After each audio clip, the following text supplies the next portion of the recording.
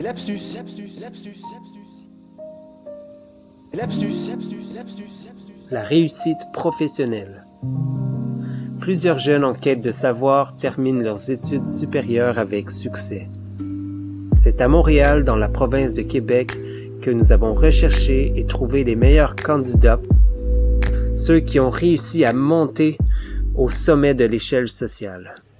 Par exemple, cette psychologue qui vient de terminer son doctorat en psychologie. Nous lui avons demandé de nous faire une courte entrevue afin de nous expliquer pourquoi elle a choisi la psychologie. Salut, Salut. moi c'est Nadine. Comment avez-vous trouvé votre parcours en psychologie? Ça n'a pas été facile, Ah, ouais? mais j'ai réussi. Ah, ça paraît, hein? Psychologue, toi. Ouais, je le sais, ça, à première vue, je me disais la même chose. Ouais. Mais quand je vous ai vu, vous avez l'air d'avoir eu les meilleures notes dans votre cohorte, c'est vrai ça? Non. Pourquoi avez-vous choisi la psychologie? Ben aujourd'hui, j'ai la chance de faire ce que j'aime, c'est-à-dire d'apporter du réconfort aux autres alentours de moi. Voici Jérémy, 41 ans, il est diplômé en génie civil. Il vient de graduer. Il figure parmi les meilleurs élèves de sa cohorte et celui qui avait les meilleures Toi, à la notes. place de parler, là, tu m'aides-tu, là? J'ai une entrevue dans 15 minutes. Je sais pas, je l'ai foutu où, mon maudit diplôme, là. Elle n'a que 36 ans. Diplômée en médecine, voici Mélise. Heureuse comme jamais, elle fête la réussite de son doctorat. Elle embrasse le sol, brave les bactéries et répand la joie sur son chemin. Elle danse dans ses temps libres la nuit afin de payer ses prêts et bourses.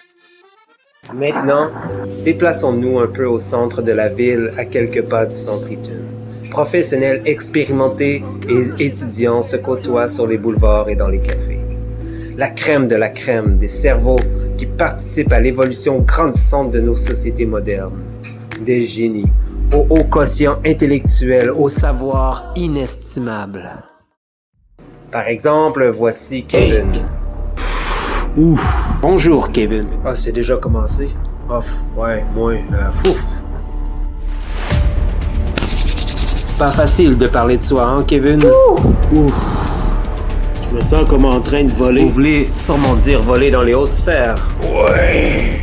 Qu'avez-vous retenu le plus de toutes vos études? On va passer à un autre sujet. Il est prometteur, il est génial. Regardez sa carrure, sa détermination et sa prestance. C'est bien passé mon entrevue. Hein? Ouais, j'ai vu ça. Ouais, j'ai réussi à avoir mon diplôme en relations internationales.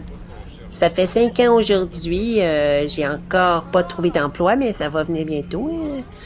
Faut dire que j'ai beaucoup d'expérience de vie dans les relations avec les gens, surtout à l'international, internationalement. Ça me rappelle une fois, d'ailleurs, derrière un club. J'étais là, puis je faisais ma coquine entre deux devoirs de fin de session. J'ai rencontré Lucas. Oh, grâce à lui, je suis devenu une vraie mangeuse d'hommes. Ça prend ça, tu sais, pour percer dans le domaine. Notre système d'éducation fourmille de professeurs dévoués pour leurs élèves. Au Canada, nous n'avons pas peur d'investir dans les infrastructures, dans la qualité de l'enseignement, d'offrir à nos élèves, à notre élève professionnel, la meilleure liberté, la meilleure neutralité afin de développer leur esprit critique comme il se doit. Ils pourront donc critiquer ce que la société s'attend qu'ils critiquent, de bons citoyens, de bons soldats. Ils sortiront de là avec les meilleures perspectives d'emploi sur le marché professionnel. Des emplois d'avenir, des emplois qui offrent de la dignité et qui ont le souci de l'équité sociale. Le tout dans de bonnes conditions de travail. Voilà ce qui s'appelle la réussite professionnelle.